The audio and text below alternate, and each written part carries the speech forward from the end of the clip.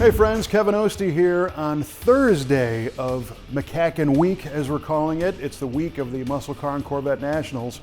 And as we've been telling you all week, Saturday night, join us live for the MCACN After Hours live broadcast on YouTube and Facebook starting at 8 p.m. Central Time, where we're going to be doing all kinds of interviews and features of some of the great cars at the Muscle Car and Corvette Nationals. Of course, you can go to the show. Tickets are still available and at the door, but it's kind of neat to think that our broadcast might be a nice companion piece. So say you go to the show on Saturday or on Sunday, if you watch our piece, you'll learn even a little bit more about some of the cars you see. So all week, because this is the 10th anniversary of the Muscle Car and Corvette Nationals, we've been looking back at some of the different interviews and videos that we've done. We've got a great one for you in our look back today.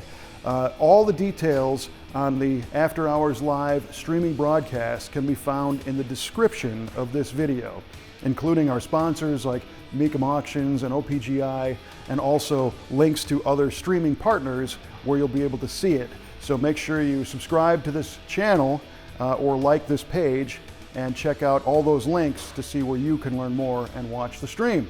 All right, won't waste any more time. Today's feature interview from the Muscle Car and Corvette Nationals goes back a couple of years when we had time with none other than Bobby Unser and his 1969 Pikes Peak Ford Torino race car, an awesome piece of motorsport history with an awesome and inspirational 13-time Pikes Peak winner, Bobby Unser. Check it out. Mecum Auctions. The world's largest collector car auction company heads to the Las Vegas Convention Center November 15th to the 17th. 1,000 muscle cars, classics, Corvettes, hot rods, resto mods, and more will cross the auction block. Register to bid and buy tickets now and save at Mecum.com. Book your room at the Westgate and join us for the Dodge Thrill Ride. Mecum Las Vegas, November 15th to the 17th. The experience begins at Mecum.com. We're really excited here at Muscle Car of the Week because we finally reached our 200th episode. And to do something extra for episode number 200, we have not only a very special car from the Brothers Collection, but an extra special guest to tell us about it.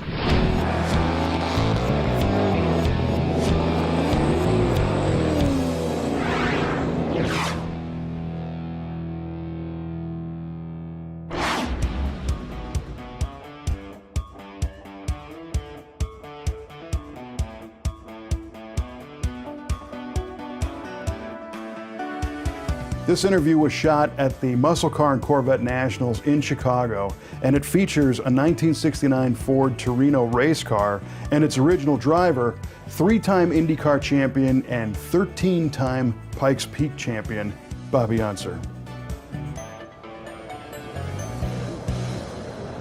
A lot of people come to the Muscle Car and Corvette Nationals to see the cars, but in reality, it's the people behind the cars that make this such a special event. And a special guest of the Muscle Car and Corvette Nationals this year is none other than 3-time Indy 500 winner, Mr. Bobby Unser himself.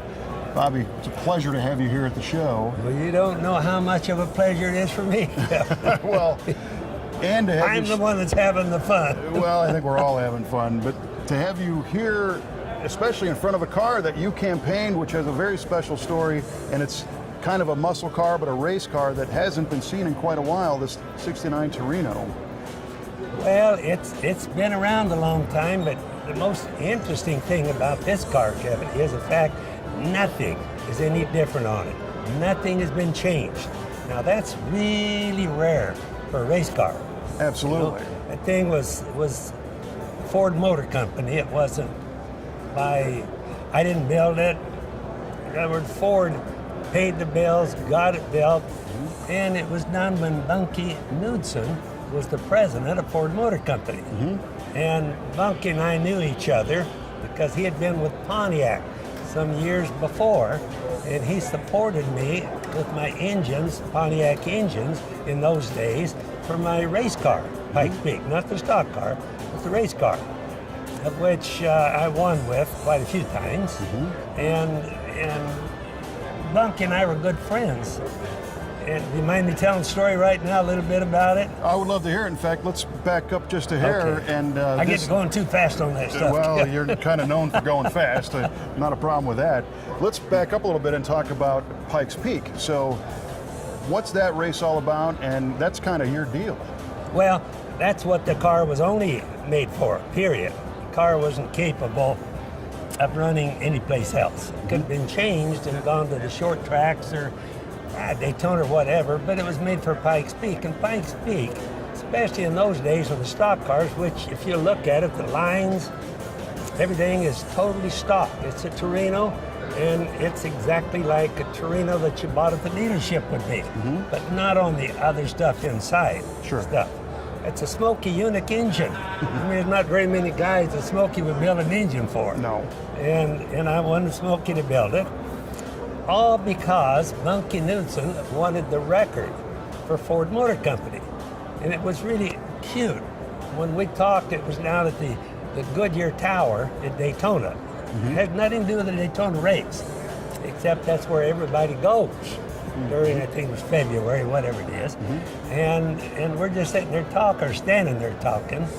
And he said, why haven't, talking to me, and he said, why haven't you done a record for us at Pikes Peak with Ford?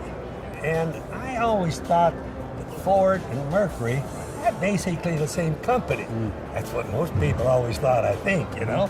And I told Bunky, I said, gosh, you already hold the record with Parnelli Jones in a Mercury. I know, because I helped Parnelli learn the road, and we were the closest of friends. And so we practiced together every day. And so Bunky says, Bobby, that's Mercury. He says, I'm Ford. He says, not the same. And I says, well, boss, if you want to get a Ford, we'll build one. And we'll get you a record for you. It's obvious that Unser has a lot of stories to tell about a lifelong career in racing. And we're also just as interested to learn some of the facts about the car itself.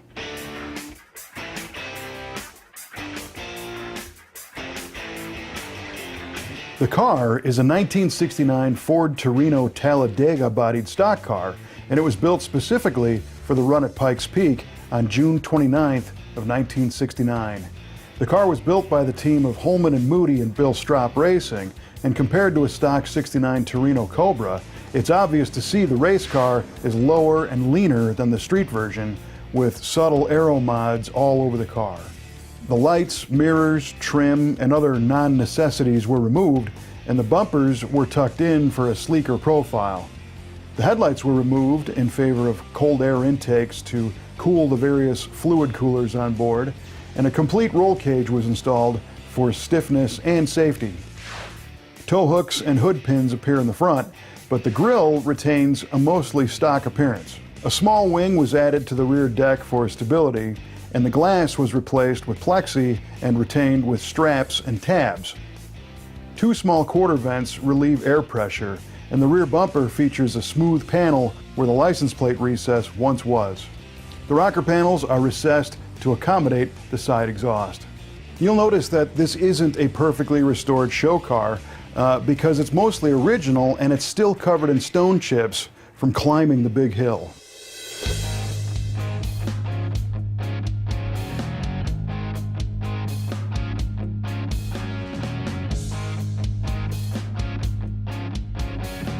The chassis is primarily a stock design that has been beefed up for racing with a lowered front suspension, high-rate springs, outboard-mounted racing shock absorbers, a larger sway bar, and reinforced strut rods.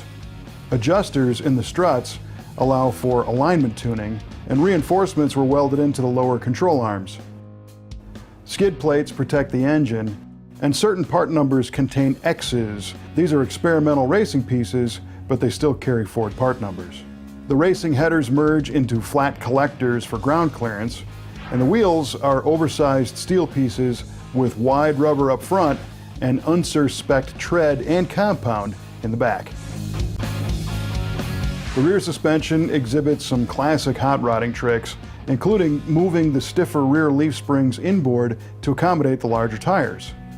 A steel strap strengthens the 9-inch rear axle housing, and a narrowed steel fuel cell feeds the beast. An arched tubular crossmember not only reinforces the chassis, but also provides a raised upper mount for the long travel rear racing shocks. A pair of filtered rear axle breathers sit between the tubes. So overall, the chassis design and execution are pretty basic, but they were obviously very effective because this car did set a record at Pikes Peak. When he climbed in the car, Unser was greeted with an array of switches and gauges. The switches control ignition, pumps, and cooling fans, and the gauges read out RPM, pressures, and temperatures. And note the backup set of gauges in case the ride is rougher than expected and the primaries get knocked out. A handwritten cheat sheet is taped to the inside headliner, but we have no evidence if it's authentic or not. The car has an automatic transmission, and we think the base of the shifter is a Pontiac piece, but we didn't confirm that. Power comes from a Boss 429 V8 that was hand-built by the legendary Smokey Unick himself. Rumor has it that outside of some regular maintenance, Smokey was probably the last person to do any major work on this engine, and it still runs strong today. Power numbers aren't readily known, but judging by the fact that it set a record at Pikes Peak, we know this Boss 9 has what it takes.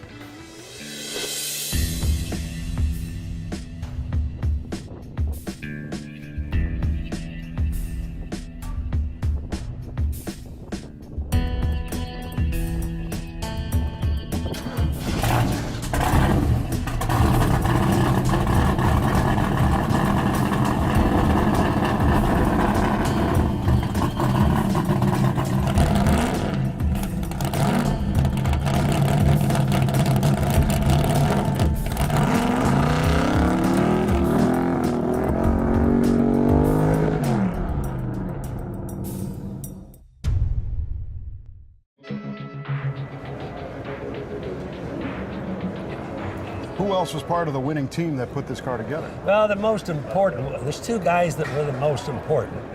That was Bill Strop that built the car, and Smokey Unick that built the engine. Now there's the magic man of all engine guys in the world. I mean, Smokey was the king of innovation, new stuff, perfect stuff, and he was in the same building.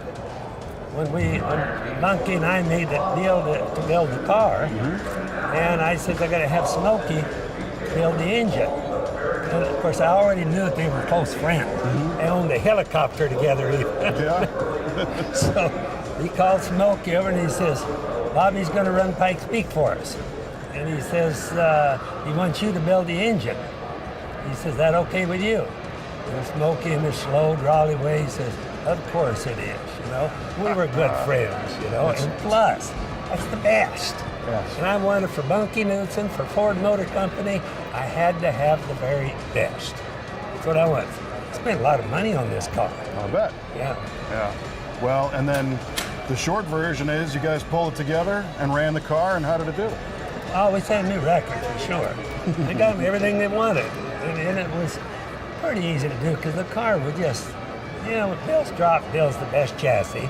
I did the designing. That was all my deal because I know Pikes Peak. I've won it 13 times. So I kind of figured that place out a little bit. And doing a stock car instead of a race car didn't really make any difference. It all worked, you know. Well, it's awesome that you have it here today. We're going to talk more about it, but the story is fantastic. And again, we appreciate you coming out. My pleasure. Good to see the car. Good to see all the people. We're very fortunate to have the time with Mr. Unser to learn about the stories of this awesome car, but there's more where that came from. In fact, after our sit-down interview, we were able to do a 1-hour stage presentation in which Unser got far deeper into the stories of his lifelong career in racing and even answered some questions from the crowd. And you can go to the MuscleCarOfTheWeek.com website and listen to the entire hour-long audio podcast from that special event at the Muscle Car and Corvette Nationals.